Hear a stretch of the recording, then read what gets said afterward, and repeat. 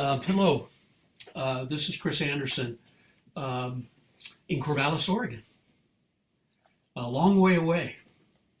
I think it's miraculous that you even know about me. I keep telling people I'm going to be preaching in Australia. The only other connection I have to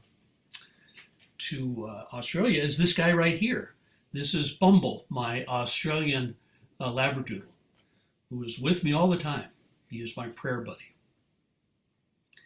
I'm working on a new book.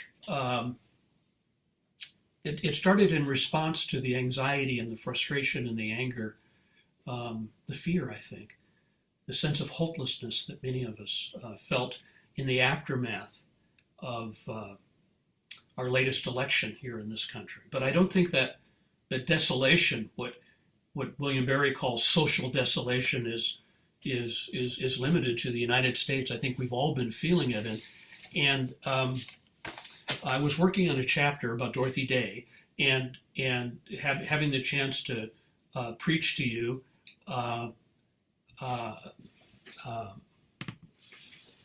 helped me clarify what I was trying to do.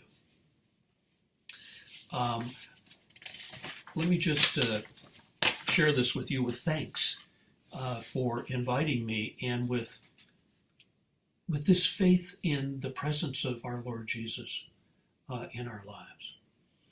When Dorothy Day died in 1980 at the age of 83, this prayer from St. Ephrem was found next to her bed, tucked into her journal.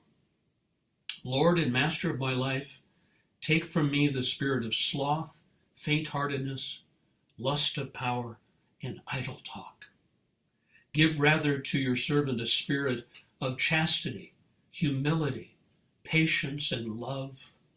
Yea, O Lord and King, grant that I may see my own faults, and not to judge my brothers and sisters. For thou art blessed from all ages to all ages. This is an ancient prayer. It seems to come out of a whole different kind of piety, a whole different sort of traditional tone and mood. It doesn't seem to fit the image of Dorothy Day, who was this radical, progressive activist. But I think it does. In a way, that's what I'm trying to say. Dorothy Day was a 20th century American who founded the Catholic Workers Movement and Catholic worker houses all over the country. She was a tireless advocate for the poor. She marched, she protested, she was arrested and jailed. She wrote tirelessly, and yet she never wanted to be called a saint. She hated that. Once she snapped at somebody, "Don't dismiss me like that," she said. And I think what she meant is, don't idealize me as a way of letting yourself off the hook. We all want to know what we can do in this difficult time. All of us, I think. We're desperate to know what to do. When nationalism and fascism are on the rise again, and the poor and the migrant are being oppressed and excluded. And meanwhile, the planet is dying. The planet is dying. And we don't even seem to be paying attention. When our world seems to be on the verge of becoming the wasteland that Amos describes in the Old Testament today. I think when we say, what can we do, we feel helpless. We're saying we don't think there's anything we can do. But what Dorothy Day is saying is you can do something. Pray for chastity, humility, patience, and love. Don't judge others, and trust in God. You can see this faith and this humility, and I think this realism in her journals and in her diaries. I need to overcome a sense of my own impotence, she writes in 1940. She's already been working for a decade or more on behalf of the poor. I need to overcome a sense of my own failure, she says, and an impatience with others that goes with it. Such a sense of defeat comes from expecting too much of oneself, also from a sense of pride. More and more I realize how good God is to me to send me discouragements, failures, antagonisms. The only way to proceed is to remember that God's ways are not our ways, to bear our own burdens, do our own work as best we can, and not fret because we can't do more or can't do another's work.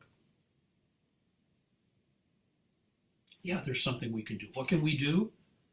Bear our own burdens, do the work we've been given to do the best we can, not fret because we can't do more. What can we do? Recognize that our discouragements and our failures are in their own way a terrible grace, because they teach us that we need God, that without God we can't do anything, and with God all is well. Jesus always seems to be so unfair to poor Martha in this parable of Martha and Mary in the gospel today. Mary is sitting at the feet of Jesus, taking in all of his words. But meanwhile, Martha is stuck out in the kitchen. She's making the meals. She's doing the dishes. She's doing the work. But it's Mary that Jesus praises. She has the better part, he says. She knows the one thing necessary. But someone has to make the meals. Someone has to do the dishes. Someone has to grow the food to begin with, and make sure everybody has food, and someone has to take care of the farmers and the cooks and the dishwashers too, and hold them up and take care of them, advocate for them. But of course, this is a parable. It's not a treatise. It does what all parables do. It teases us into thought. It leaves us in sufficient doubt about what it means, that it teases us into thought, as C.H. Dodd puts it. And I think what this is about, what this says to me, is that we all have to be both Mary and Martha. We have to be both. Those are the two poles of our spiritual life, the contemplative and the active. And I think that's who Dorothy Day was. I think that's what we don't understand about her, that she was both Martha and Mary. She was a Martha. She worked tirelessly all of her life. She was doing the hard, tedious, day-to-day work. She just kept doing it. And she was a Mary, sitting at the feet of Jesus. In the mornings when she prayed the Liturgy of the Hours, and at night when she prayed Compline. Years later, on Easter Sunday, when she was 71, and I just had my 70th birthday a couple of days ago. I still can't believe it. It seems impossible that I'm 70. On her 75th, when she was 71 on Easter Sunday, she describes another moment in her life. A moment of dying and then of rising again. Always when I awaken in the morning, it is to a half-dead condition, a groaning in every bone, a lifelessness, a foretaste of death, a sense of quiet terror which hangs over us all. I turn desperately to pray. O God, make haste to help me.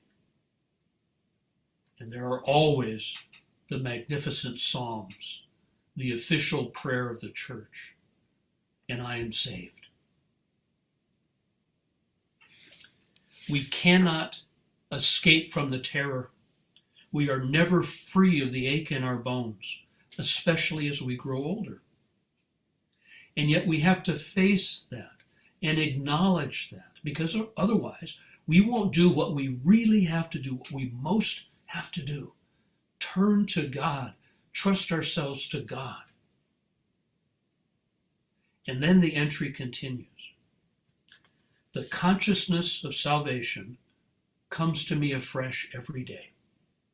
I am turned around, away from the world of sin and death, to the reality of God, our loving Father.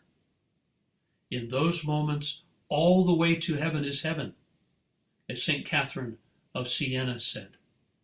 The sun has risen, the air is warmed, the birds are singing outside, and I go outside to sit by the dead calm river, which is flowing by. The testimony of our hearts shows the truth.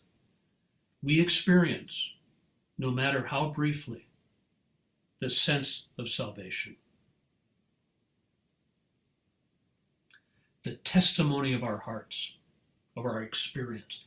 The testimony of our experience shows us what is true, that God is here. And that's the basis for all of our actions, those quiet moments, those moments in our own given lives when we sense that reality, even if just for a moment. What can we do? We can go down to the river. What can we do? We can sit at the feet of Jesus, who is flowing in that river too, because he's flowing in everything. All things were made through him. All things were made for him. In him, everything continues in being. Something there is that remains, something vast and something right in front of us, something miraculous and something perfectly ordinary, plain as day. All the way to heaven is heaven. And to say this isn't to evade political and social action, but to ground it, to justify it, to give the reason for it. Heaven is the reason we act. Heaven here and now, and heaven in some unimaginable future. Be not afraid. I am with you always. What can we do? Pray for chastity, humility, patience, and love. Don't judge others. Give praise to God in all things. What can we do? Rejoice and be glad. For this is our duty, the hardest thing of all, to rejoice in the face of all that we see, to stand fast. This is our vocation and our discipline, what Dorothy Day called the duty of delight. I think of a picture of Mother Teresa in her simple habit, sitting next to Dorothy Day, who was wearing a bandana around her head, as she often did. They're both quite old. These wise, beautiful, old women. The great icon of traditional Catholic piety, Mother Teresa. The great icon of radical social activism, Dorothy Day. These two great, tireless, saintly, entirely flawed and human advocates for the poor. Mother Teresa, who said, "We are not called to be successful, we are called to be faithful," who for most of her life suffered in a spiritual darkness, who in the letters that were published after her death cried out to God again and again to come back and be present to her in her life, who insisted again and again that we don't have to go to India to serve the Lord, that the poor are right next door to us, all around us, that we have to be where we're at, do what we are given to do, and trust in God. Mother Teresa and Dorothy Day in this picture are sitting in student desks, these little student desks. Are they in a classroom? They are leaning towards each other. Their heads are almost together. Near the end of their lives, Mother Teresa, and now she's a saint, she's Saint Teresa of Calcutta, as I'm sure one day Dorothy Day will be a saint too. Whether she wanted to be or not, she's going to be a saint.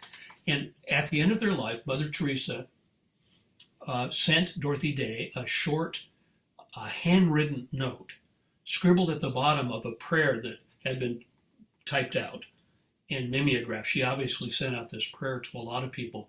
So she sent out this prayer, but at the bottom she scribbled a note to Dorothy Day. This is the mimeographed, the typed prayer. If we pray, we will believe. If we believe, we will love. If we love, we will serve. Only then will we put our love for God into living action through the service of Christ in the distressing disguise of the poor. Only then. First prayer. And then this is the note that Mother Teresa scribbled at the bottom. The note to Dorothy Day. Dear Dorothy, my love, prayer and sacrifice are close to you. If you go to Jesus first, tell him I love him. If I go, I will tell him you love him. God bless you. What can we do? If you go to Jesus first, tell him I love him.